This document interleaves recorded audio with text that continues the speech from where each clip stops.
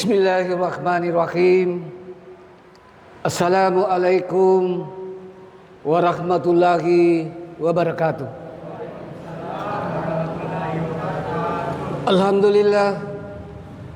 Alhamdulillahi rabbil alamin. Wa bihi nasta'inu ala umurid dunya waddin. Asyhadu an la ilaha illallah wahdahu la syarikalah. Wa asyhadu anna Muhammadan abduhu wa rasuluh. Allahumma salli wa sallim ala abdika wa rasulika Muhammad wa ala alihi wa sahbihi ajma'in, amma ba'du. Subhanaka la ilma lana illa ma 'allamtana innaka antal alimul hakim. Rabbi shrah li sadri wa yassir li amri wahlul 'uqdatam min lisani yafqahu qawli. Qala Allah Ta'ala fil Qur'anil Karim, ya ayyuhalladzina amanu taqullaha haqqa tuqatih wa la tamutunna illa wa antum muslimun wattasimu bihablillahi jami'an wa la tafarraqu. Hai orang-orang yang beriman, bertakwalah kepada Allah dengan sebenar-benarnya takwa, dan janganlah kamu mati kecuali dalam keadaan muslim, dan berpegang teguhlah kepada tali agama Allah, dan jangan bercerai-berai. Quran surah Ali Imran ayat 102 sampai ayat 103. Quran surah Ali Imran ayat 102 ini selalu dibacakan khatib tiap hari Jumat. Tidak sah khutbah Jumat kalau surat Al-Imran ayat 102 ini tidak dibacakan oleh khatib. Karena ini penting. Karena tidak sedikit saudara kita yang tadinya muslim sejati lalu mati dalam keadaan kafir. Apa contohnya Pak Ustaz? Kasus di Samata. Ada seorang bunuh diri. Itu mati dalam keadaan kafir. Di Cianjur kurang lebih 12 orang meninggal hanya karena mengkonsumsi alkohol berkadar sekitar 90% yang sebenarnya tujuannya untuk tujuan medis, tapi dia minum seperti sirup, mati dalam keadaan kafir. Masih banyak contoh-contoh yang lain. Wa qala aidan, ya ayyuhalladzina amanu dakhulu fi silmi kafatan wala tattabi'u khutuwati syaitan innahu lakum aduwwum mubin. Hai orang-orang yang beriman, masuklah ke dalam Islam secara kafah atau sempurna, dan janganlah kamu mengikuti langkah-langkah setan, karena sesungguhnya setan adalah musuh nyata bagimu. Quran surah Al-Baqarah ayat 208. Ayat ini juga penting karena Allah menginginkan kita masuk secara kafah. Bukan Islam pencitraan, bukan Islam pil caleg, pilpres dan pilkada. Begitu pula juga bukan Islam kamuflase. Wa qala aidan, innallaha wa malaikatahu yusalluna 'alan nabi ya ayyuhalladzina amanu sallu alaihi wa sallimu taslima. Sesungguhnya Allah beserta seluruh para malaikatnya bersalawat kepada Rasulullah. Maka hai orang-orang yang beriman, bersalawatlah kepada Rasulullah dan ucapkan penghormatan kepada Rasulullah. Quran surah Al-Ahzab ayat 56. Allah menyuruh kita berpuasa, Allah tidak ikut berpuasa. Allah menyuruh kita berhaji, Allah tidak ikut berhaji. Tapi Allah menyuruh kita bersalawat kepada Rasulullah, Allah beserta seluruh para malaikatnya bersalawat kepada Rasulullah. Oleh karena itu, mengawali tausiah malam keempat Tarwih 1446 Hijriah, mari kita bersalawat agar tidak mengantuk, karena masih penyesuaian 3 hari yang lalu. Salatullah salamullah ala taha rasulillah Salatullah salamullah ala yasin habibillah tawassalna bismillah wa bil hadi rasulillah wa kulli mujahidin lillah bi ahlil badri ya Allah. Selanjutnya kita beristighfar taubatan nasuha karena ajal tidak tahu. Kasus sopir jurusan Lapadia Jabone Makassar tiba-tiba dapat musibah. Kok masuk di kanal di Antang? 2 penumpang meninggal di tempat, sopir meninggal di rumah sakit. Oleh karena itu kita beristighfar.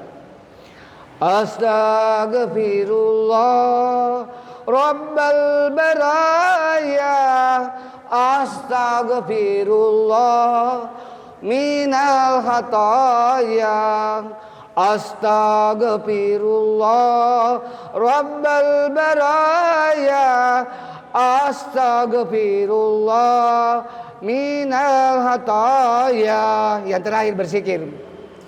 Subhanallah walhamdulillah wala ilaha illallah Allahu akbar. Subhanallah walhamdulillah wala ilaha illallah Allahu akbar. Selanjutnya doa yang perlu dibaca agar kita bisa finish sampai kepada 1 Syawal 1446 Hijriah. Sejak bulan Rajab saya keliling Makassar, Goa, Pangkep, dan Maros.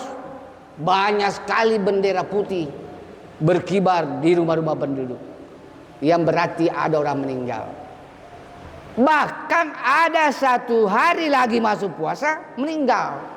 Oleh karena itu Rasulullah mengajarkan doa agar kita bisa sehat, aman, sejahtera, selamat menjalani bulan Ramadan.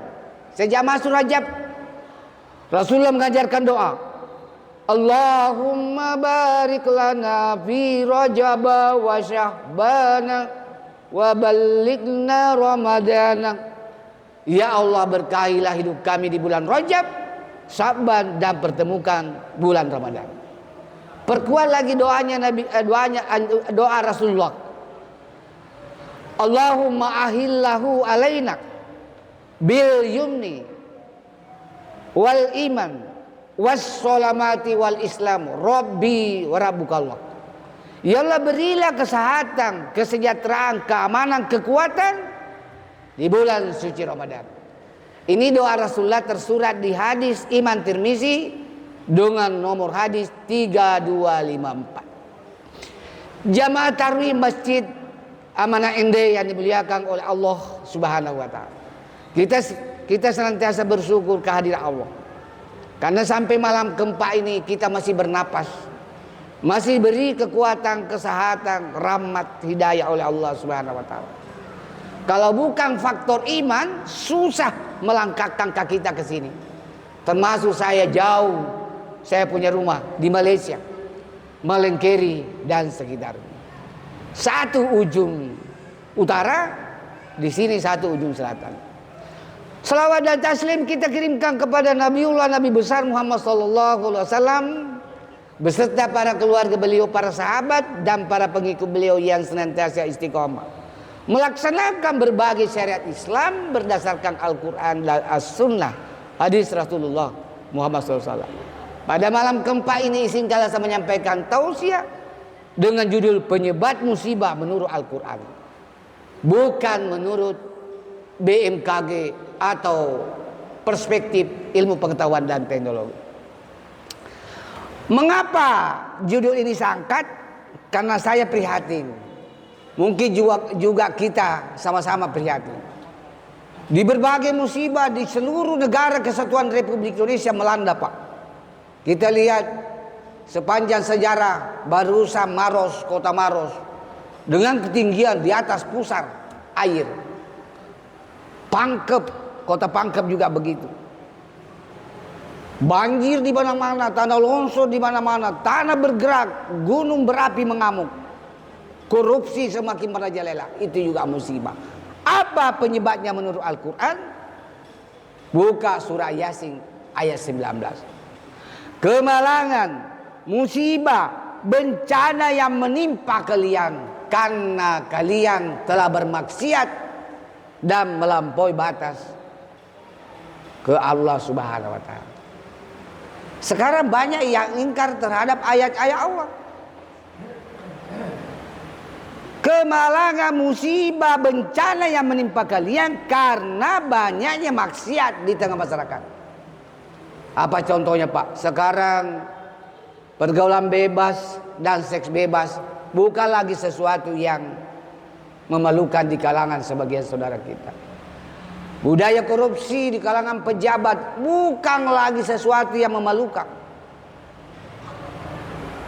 Ini semua yang memancing musibah. Di Quran surah Al-Qasas ayat 59 Allah juga berfirman, sesungguhnya Allah menghancurkan suatu daerah dan suatu tempat karena banyaknya kezaliman di daerah itu. Kita lihat sekarang, Pak, di Goa ada kakek dengan tega membunuh cucunya sendiri. Hanya masalah sepele. Cucunya mempermainkan botol racun, tidak sabar menghadapi cucu, fase perkembangan lucu-lucunya, dia bunuh cucunya. Gara-gara judi online, ada suami istri saling bunuh-membunuh. Semakin meningkatnya haraj angka pembunuhan di masyarakat. Kasus anak durhaka kepada orang tuanya, bahkan membunuh orang tuanya gara-gara warisan, meningkat juga dari hari ke hari.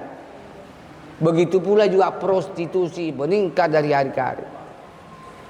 Pendek kata, kezaliman banyak terjadi di mana-mana sekarang. Akhir zaman. Oleh karena itu, mari kita baca dekat dengan Al-Quran dan As-Sunnah. Ada sesuatu yang memperhatikan. Sekarang Badan Antariksa Amerika Serikat sudah meneliti, matahari sekarang sudah mulai bergeser ke arah barat. Untuk terbit dari arah barat. Ini tanda-tanda akhir zaman. Kapan matahari terbit dari arah barat? Dipastikan hitungan hari kiamat akan datang.